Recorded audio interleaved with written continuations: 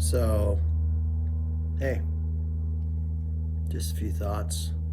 People are confused, frustrated, tired of the looting, rioting, not sure what to do. What would be a solution? No chokeholds. Why would that help? Are chokeholds now legal? Are knees to the neck right now legal? I mean, if they're not, that's not the training, then what is making it wrong going to really do? I mean, if there's no punishment, there's no consequence, then really there is no law, right? I mean, we've been seeing that now for the last couple of years. Like all these things that were normal and were laws, whether it's an emoluments clause or Logan Act or just anything. I mean, it could be a law, but if there's no enforcement, if the FBI can do whatever because nobody's going to stop them, if the cops can do whatever because nobody's going to stop them, then what the fuck does it matter if it's illegal? I mean, for real. So why doesn't Congress help the actual good cops? I mean, we all know there's good cops, right? Are there? Why don't we pass a law that says that cops are protected from prosecution or losing their job if they fire another cop? I mean, if they arrest another cop, that's what I meant. So like they see their partner's doing something bad right now, they don't turn them in, they just get a transfer. They just go to another agency. I mean, are we supposed to believe that all these good cops don't realize that bad cops are in their precinct?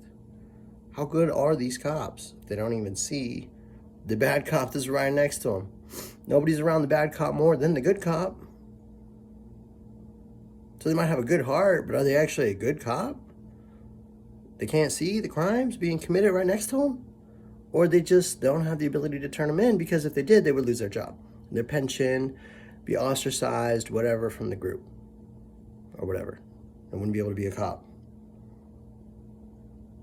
So one thing Congress could do right now is make some sort of provision for cops and prosecutors to be able to prosecute and arrest other cops without being kicked off the force.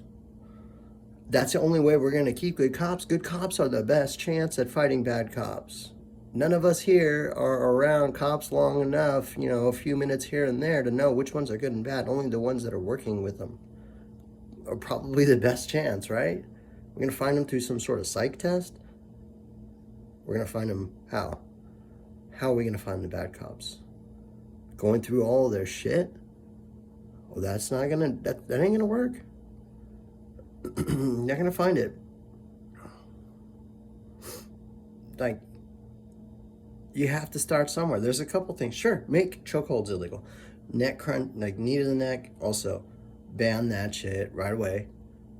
You don't need to do any of that. Handcuffs are sufficient.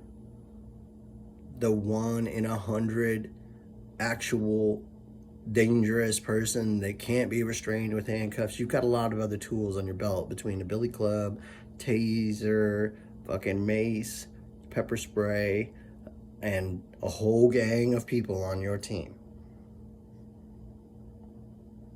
So don't tell me that everybody needs fucking knee to the neck or chokehold, especially if there's like two of you. What the fuck?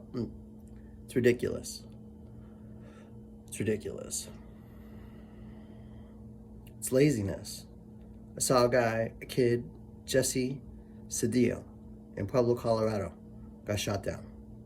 Why? Yeah, well, he carjacked somebody, was running from the cops. And I saw the video, and it sure enough looks like they just got tired of chasing him. Now, when did that happen? I grew up watching shows with cops and robbers, and the robber would even sometimes punch the cop and then run away. Every once in a while they get away, but the cop chased him down. Now it's like, what, if you punch a cop and run away, they're just gonna shoot you? Are cops just like lazy like that? Like, I get it, you shouldn't be doing the crime, but even if it's stealing a car, is that worth your life? Like, that's not a fair trade. That's not. If you don't agree with me, oh well. Maybe you never were 20 years old, or maybe never lived, maybe never did anything. Crime, whatever, that's fine. You don't have to agree with me. I don't think it is. I don't think $6,000 or $10,000 car is worth somebody's life. I don't think it's a $50,000 car. I don't give a shit if it's a fucking Bugatti. It's not worth somebody's life. Like, if somebody could make that car, it's just not even worth arguing about. If you think people have dollar figures and then, you know, everybody's just worth so much, then you're fucked up.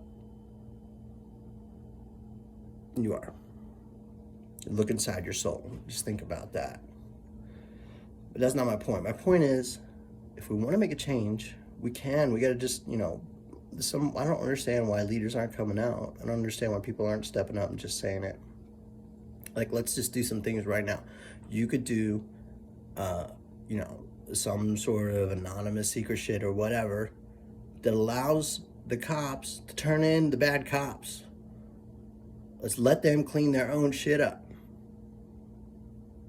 Let's break all these stupid fucking union contracts these cities have signed with these police forces that allows them to do whatever they want. Like, that allows them to break laws with impunity and not be held to the same standard that an average citizen is.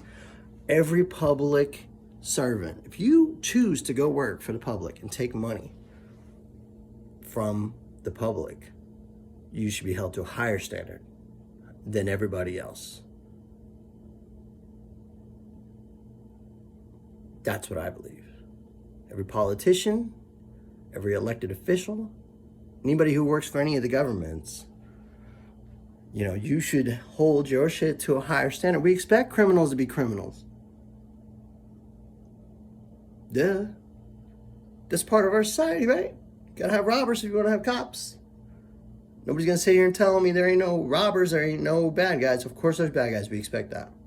We don't expect the good guys to also be bad guys and then just say, well, they're also bad guys, so we could be bad guys too. What? That's not how it works. Two wrongs don't make a right.